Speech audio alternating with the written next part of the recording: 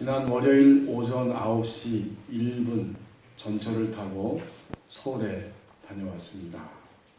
매일같이 거의 매일 운전을 하다가 모처럼 전철을 타니까 왠지 마음이 편하고 기분도 괜찮습니다. 사실 이 법원리에서 서울을 갈 때, 또 서울에서 법원리 쪽으로 들어올 때 보면 우리 법원리가 굉장히 외진 곳 중에 하나라는 것을 느낍니다. 일을 마치고 들어오는데 들어와도 아직 안 왔어요. 그리고 한참 만에 파주역에 도착해서 또 차를 타고 이 법원리까지 들어왔습니다. 그런데요, 법원리 파주역이 좋은 점이 하나가 있습니다. 그게 뭔지 아세요? 파주역에서 전철을 타면 아마 100% 앉아서 갈 수 있습니다. 좋은 점입니다. 가만히 앉아서 창밖을 바라보면서 전철을 타고 가는데 정말 마음이 편했습니다. 그리고 문득 이런 생각이 들었어요. 오늘 내 자신과 이 수많은 사람들이 파주역에서 딱 전철 타면요, 금천역까지는 그래도 한두 자리가 보이는데 그 다음부터는 앉을 자리가 없어요. 금천역 지나면 자리가 꽉 찹니다. 수많은 사람들이 그날 월요일 아침 그렇게 어디론가 가고 있는데, 이렇게 전철을 타고 가다 어느 지역에서 내리고 그리고 다시 가다가 또 내리면서 나중에 해가 지면 다시 집으로 갈 것이다. 그런데 오늘 나는, 우리 모든 이 전철을 타고 있는 수많은 분들은 오늘 하루 무슨 소득을 기대하면서 이 전철을 타고 가는 것일까?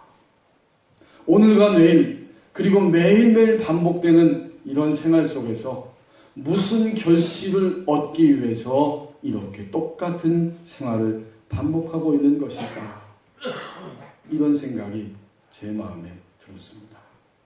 하나님께서 오늘 우리에게 주신 11장 1절을 보십시오.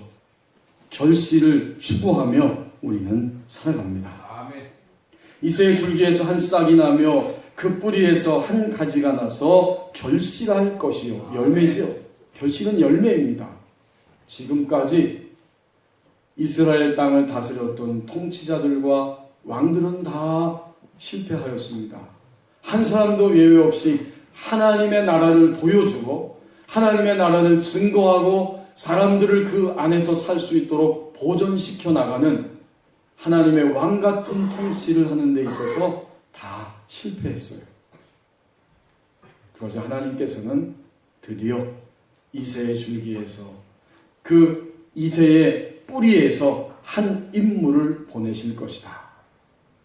그는 지금까지 나타났던 모든 통치자와 왕들과는 전혀 다를 것인데, 바로 그를 통해서 하나님의 나라가 보존되고 또 하나님의 나라가 사람들에게 증거되고 사람들이 하나님 나라 안에 들어와 살 수 있는 하나님의 왕 같은 통치를 이룰 것이다. 아멘. 그 사람이 도대체 누구일까요? 오늘 1절에 보면 이새, 그는 다윗 왕의 아버지이죠. 그 말은 곧 다윗 가문을 통해서, 다윗 가문의 줄기와 그 뿌리를 통해서 한 사람이 나타날 것이다. 아멘. 그분은 바로 온 인류를 위해, 그리고 우리 자신을 위해 십자가에서 고난당하시고 죽으신 분, 구원자 예수 그리스도이십니다.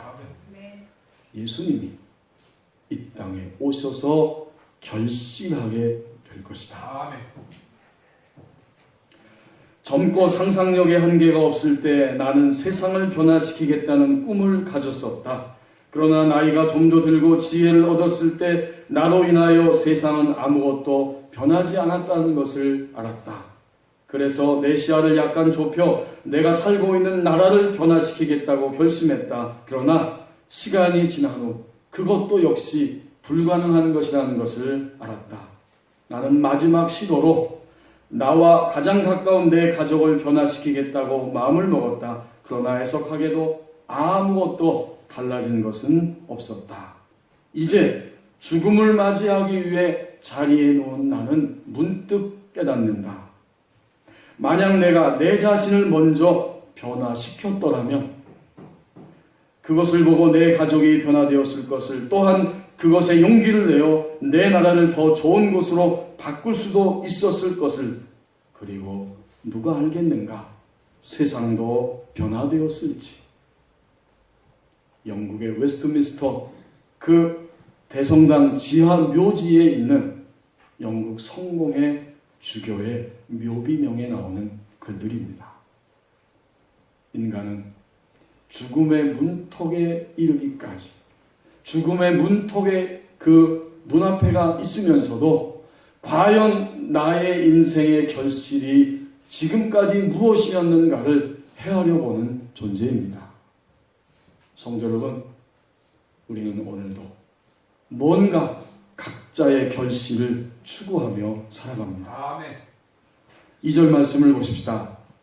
여호와의 영으로 충만케 하신다. 여호와의 영으로 충만케 하십니다. 그의 위에, 곧 메시아 예수님 그분 위에 여호와의 영으로 충만하게 하나님이 임재하게 하신다고 그렇게 오늘 2절에서 기록합니다. 아멘. 그 여호와의 영이 얼마나 다양한지 2절에 보니까 지혜와 총명의 영, 또 모략과 재능의 영입니다. 참된 지혜를 알고 또 이해력을 가지게 하는 영이고, 상담, 모략은 상담이라고 그랬죠. 상담할 수 있는. 더 나아가서 재능은 곧 파워, 능력, 힘입니다. 지식과 여호와를 경외하는 영이 그의 위에 강림하실 것이다. 아멘. 예수님이 이 땅에 인간의 몸을 입고 오시는데 그분 위에는 여호와의 영으로 충만하게 될 것이다. 아멘. 여러분, 예수님은 이 땅에 오셔서 탄생하실 때부터, 그리고 공생애를 사실 때 여호와의 영으로 충만하게 되셨고, 드디어 십자가를 지시기까지 여호와의 영의 인도를 따라 살았습니다. 마침내 그분이 결실할 수 있었습니다. 오늘 수많은 통치자들이, 왕들이 예수님 시대, 그 이전 시대, 이사야 선지자 시대, 그리고 이 땅에 살아가는 오늘의 수많은 그리스도인들이, 하나님의 백성들이 왜 여전히 결실하지 못하는 부분들이 많이 있을까?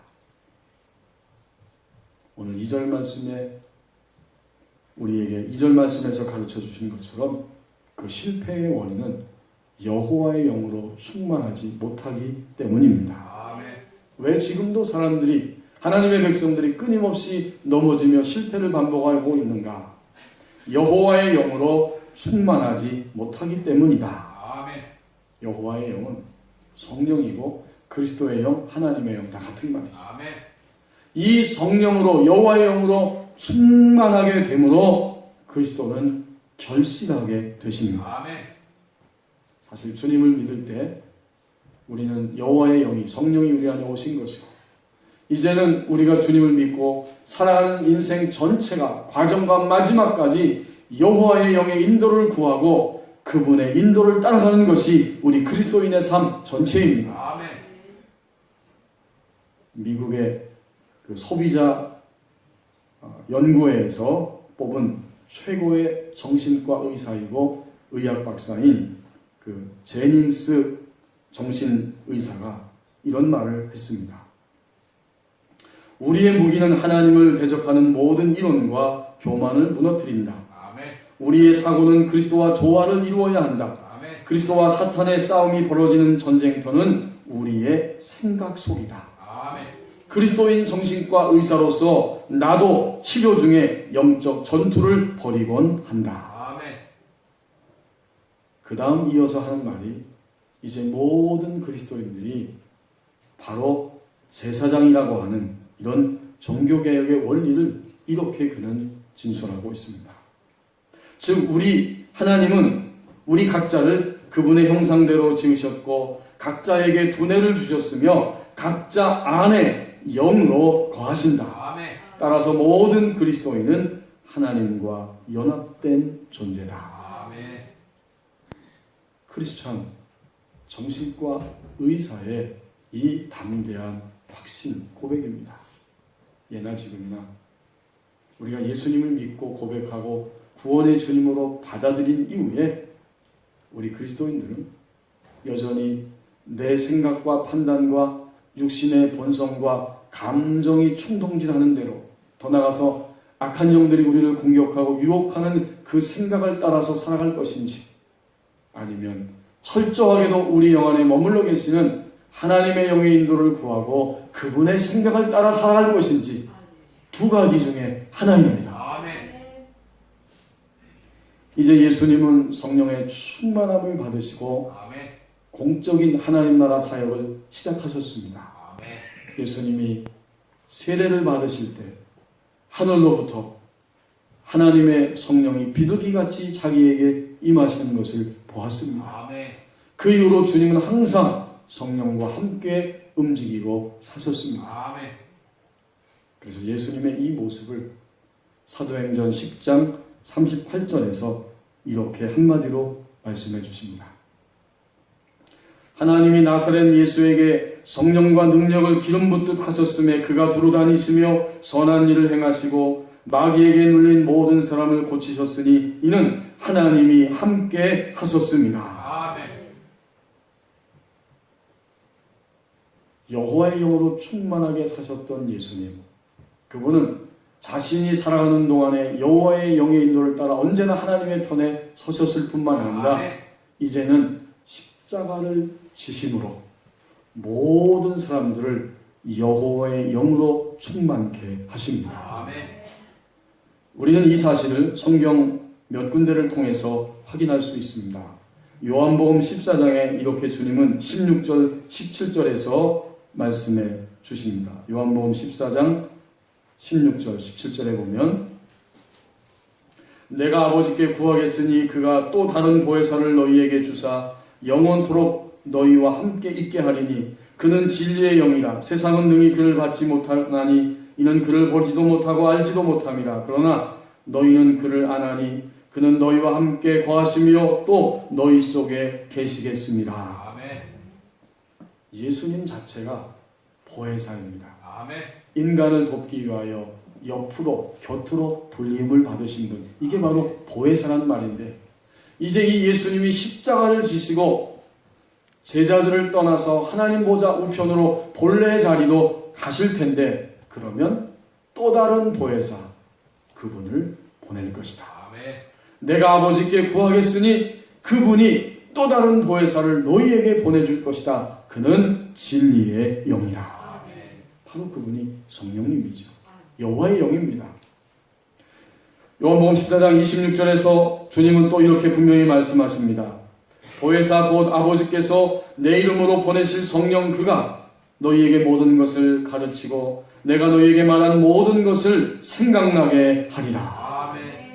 가르쳐 주시고 생각나게 하는 보혜사 성령, 여호와의 영입니다. 예수님이 이런 말씀하니까 제자들이 점점 더 어렵고 근심하고 걱정하고 있습니다. 그래서 주님은 요한복음 16장 7절에서 더 결정적인 말씀을 이렇게 하십니다. 요한복음 16장 7절 그러나 내가 너희에게 실상을 말하노니 내가 떠나가는 것이 너희에게 유익이라. 내가 떠나가지 아니하면 보혜사가 너희에게로 오시지 아니할 것이요 가면 내가 그를 너희에게로 보내리니. 아버지를 통해서 아버지와 함께 그리고 동시에 예수님을 통해서 예수님과 함께 또 다른 보혜사 성령이 우리 가운데 이제는 예수님을 믿는 모든 사람 가운데 모두에게 찾아오십니다.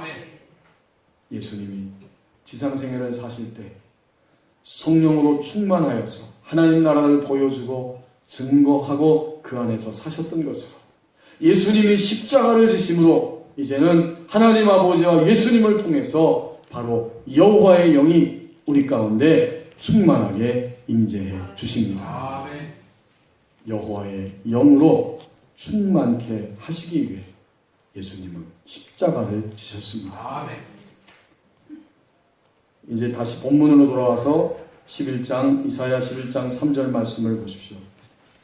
참된 즐거움의 길을 열어놓으셨다고 말씀합니다.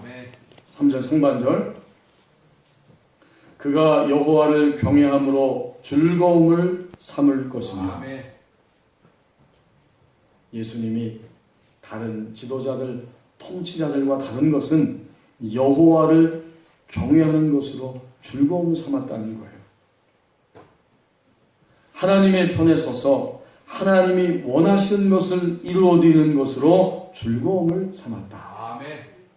여호와를 경외함으로 즐거움을 삼았다는 말은 바로 여호와 경외를 코로 호흡한다, 이런 뜻입니다. 아멘. 단순히 냄새를 맡는 것이 아니라 이 코로 좋은 향기를 만끽하는 것입니다. 아멘.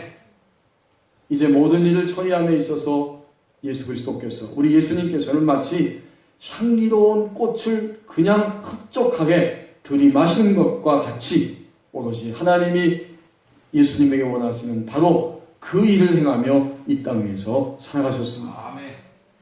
그리고 오늘 모든 인류에게, 바로 하나님의 백성된 우리들에게도 참된 즐거움이 무엇인지 생생하게 보여주셨습니다. 아멘. 여러분, 성경에 보면 고린도후서 12장 1절에서 4절 이하에 보면 우리와 똑같은 바울이 하나님의 나라를, 하나님의 생생한 나라를 이 땅에 있으면서 체험한 이야기를 증언해주고 있죠. 그는 고린도후서 12장 1절에서 4절 이하에서 14년 전에 내가 하나님의 나라 낙원에 올라갔었다고 증언합니다. 그때 내 몸은 땅에 있었지만 내 육체는 지상에 있었지만 하나님이 나의 영을 이끄셔서 낙원으로 인도하셨고 거기서 가히 인간으로서는 상상할 수 없는 그런 말과 모든 현상들을 보았다고 말합니다. 그때 내가 몸 안에 있었는지 몸 바깥에 있었는지 나는 그 환상 속에서 모르지만 하나님은 아신다. 아멘. 나는 하나님을 보았고 하나님의 음성을 들었고 하나님이 계시는 내세 천국을 맛보고 그리고 돌아왔다는 거예요. 아멘. 그것도 사람들이 하도 자랑하니까 아무 소리 하지 않고 있다가 14년 전에 처음 했던 그 얘기를 비로소 바울이 그렇게 이야기하고 있습니다. 이것과 비슷한 이야기가 많이 있습니다. 우리 한국 땅에도 그런 이야기들이 많이 있어요. 2007년 1월 2일 당시 66세였던 김수용 씨는 의식을 잃은 상태로 그 서북 시립병원에 실려왔습니다. 폐암 말기 환자입니다. 그는 1월 4일까지 깨어날 때까지 사흘 동안 혼수 상태에 누워 있었습니다. 그런데 의식을 3일 만에 회복하고 눈을 떴을 때 그는 이전과 전혀 다른, 너무나 다른 말과 행동을 보이기 시작했답니다. 가족들에 의하면 이 김수영 씨는 경찰 공무원으로 복무했는데 성격이 완고하고 아주 고집이 세었기 때문에 평소에 가족들과 전혀 대화가 되지 않는 이런 상태였고 그 딸이 하나 있는데 신실하게 주님을 섬기는 그러한 하나님의 자녀의 크리스찬이었지만 아버지에게 한 번도 교회와 종교에 대한 이야기를 꺼낼 수가 없을 정도였습니다. 그런데 이런 아버지가 의식이 돌아오자마자 하나님을 애타게 찾으면서 울며 자신의 죄를 용서해달라고 기도하기 시작합니다. 하나님께 기도한 다음엔 가족들을 붙잡고 울면서 그동안 내가 너무나 잘못했다고 용서해달라고 그렇게 가족들에게 애원을 합니다. 더 나아가서 병실에 찾아오는 사람들에게 그는 도저히 상상할 수 없는 이야기를 던집니다. 병원 오는 사람들에게 그 숨을 가쁘게 몰아쉬면서 하는 말이 사람은 하나님을 진실하게 믿어야 한다. 아멘. 그래야 지옥에 안 간다. 잠깐 동안 나는 거기에 갔다 왔지만 지금 생각하면 몸이 떨린다. 절대로 거기에 가면 안 된다. 천국을 완전히 다 보진 못했지만 먼 발치에서 보았는데 너무나도 평안하고 정말 좋았다. 그런데 그 입구는 너무나 좁았다. 아멘. 그러니까 하나님을 겉으로만 믿으면 안 되고 정말 진실하게 믿어야 한다. 아멘. 이렇게 전도까지 병문안 사람들에게 했다는 거예요. 이제 그 딸이 다니는 교회에 가서 담임 목사님에게 보이고 또 대화하고 이야기하다가 그 김수영 성도가 체험한 그 모든 것들을 영상으로 담는 것이 유익하겠다 싶어서 서로 허락을 하고 영상을 1월 10일에 동영상을 찍었습니다. 그 동영상은 지금도 인터넷 들어가면 볼 수 있습니다. 그리고는 18일 후에 평화롭게 세상을 떠나 하나님의 품에 안겼습니다.